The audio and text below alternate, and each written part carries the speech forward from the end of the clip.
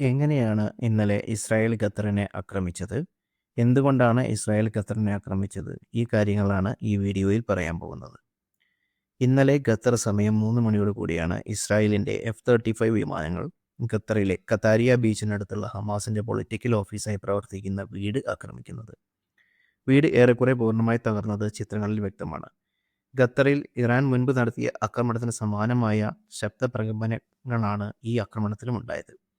ഏകദേശം 4 മണിയോടെ ഇസ്രായേൽ ഈ ആക്രമണം നടത്തിയത് തങ്ങളാണെന്ന് സ്ഥിരീകരിക്കുകയും ഈ ആക്രമണത്തിൻ്റെ മുഴുവൻ ഉത്തരവാദിത്വം ഇസ്രായേൽ പ്രധാനമന്ത്രി ബെഞ്ചമിൻ നെതന്യാഹുവിൻ്റെ ഓഫീസ് ഏറ്റെടുക്കുകയും ചെയ്തു. ഹമാസ് നേതാക്കൾ ആക്രമണത്തിൽ മരിച്ചോ ഇല്ലയോ എന്നത് വ്യക്തമല്ല.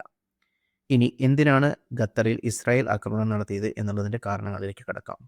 ഈ വിഷയം നമ്മൾ സംസാരിക്കുമ്പോൾ 2 വർഷം മുൻപ് നടന്ന ഒക്ടോബർ 7 ആക്രമണം മുതൽ നമ്മൾ സംസാരിക്കണം. ഏറെക്കുറെ ശാന്തമായിരുന്ന ഇസ്രായേൽ പലസ്തീൻ വിഷയങ്ങളിലേക്ക് തീ കോരിയിട്ട ആക്രമണമായിരുന്നു ഒക്ടോബർ 7 ഹമാസ് നടത്തിയത്. അന്നു മുതൽ ഇന്ന് വരെ ഇസ്രായേൽ കാര്യമായ നേട്ടങ്ങളൊന്നുമില്ലാതെ ഹമാസിനെതിരെ എന്നുള്ള പേരിൽ പല രീതിയിൽ പൊരുതിക്കൊണ്ടിരിക്കുകയാണ്.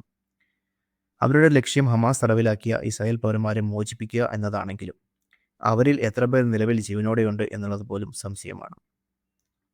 ഈ യുദ്ധം ഇങ്ങനെ നീണ്ടുപോയിക്കൊണ്ടിരിക്കുക ഒരവസരത്തിൽ അമേരിക്കയും ഖത്തറും ഇടപെട്ട് അവരുടെ മധ്യസ്ഥതയിൽ ഹമാസുമായി പലവട്ട സമാധാന ചർച്ചകൾ നടത്തുകയും ഒരു തവണ വെടിനിർത്തലിലെത്തി കുറേയധികം ബന്ദികളെ ഹമാസ് ഇസ്രായേലിന് കൈമാറുകയും ചെയ്തു.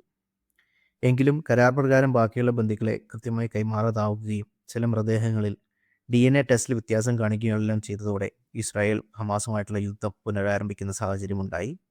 ആ യുദ്ധം പിന്നീട് പടർന്ന് ലെബനൻ, യമൻ, ഇറാൻ തുടങ്ങിയ രാജ്യങ്ങൾ വരെ എത്തി. ഇറാൻ ഇസ്രായേൽ യുദ്ധം ഈ മേഖലയെ എത്രയധികം കലുഷിതമാക്കിയെന്നും ഏത് സാഹചര്യത്തിലാണ് അമേരിക്ക ഇടപെട്ട് യുദ്ധം അവസാനിപ്പിക്കുന്നതെന്നും നമുക്ക് എല്ലാവർക്കും അറിയാം. നിലവിൽ ഇസ്രായേലിൻ്റെ ഹമാസുമായിട്ടുള്ള പോരാട്ടം എത്തി നിൽക്കുന്നത് ഗസ പിടിച്ചെടുക്കുക എന്നുള്ള ലക്ഷ്യത്തിലാണ്.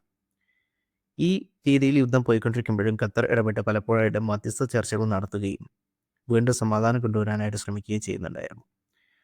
ഈ സമാധാന ചർച്ചകൾ ഒരു വശം നടക്കുന്നുണ്ടെങ്കിലും രണ്ട് കൂട്ടരും ഒരിക്കലും അതിൻ്റെ വ്യവസ്ഥകളെ പൂർണ്ണമായി അംഗീകരിച്ചിട്ടാത്ത സാഹചര്യത്തിൽ അമേരിക്കൻ പ്രസിഡന്റ് ഡൊണാൾഡ് ട്രംപ് തൻ്റെ സ്വന്തം പ്ലാറ്റ്ഫോമായ ട്രൂത്ത് സോഷ്യലിൽ ഹമാസിന് അന്ത്യശാസനം എന്ന നിലയിൽ ഒരു മെസ്സേജ് നൽകിയിരുന്നു.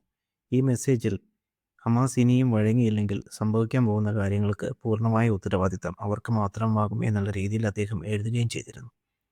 അദ്ദേഹത്തിൻ്റെ അന്ത്യശാസനമാകാം ഒരുപക്ഷെ ഇസ്രായേലിന് ഖത്തറിൻ്റെ പരമാധികാരത്തിന് മുകളിൽ കയറിയും ഹമാസിൻ്റെ നേതാക്കളെ ആക്രമിക്കാനായിട്ടുള്ള ധൈര്യം പകർന്നത്.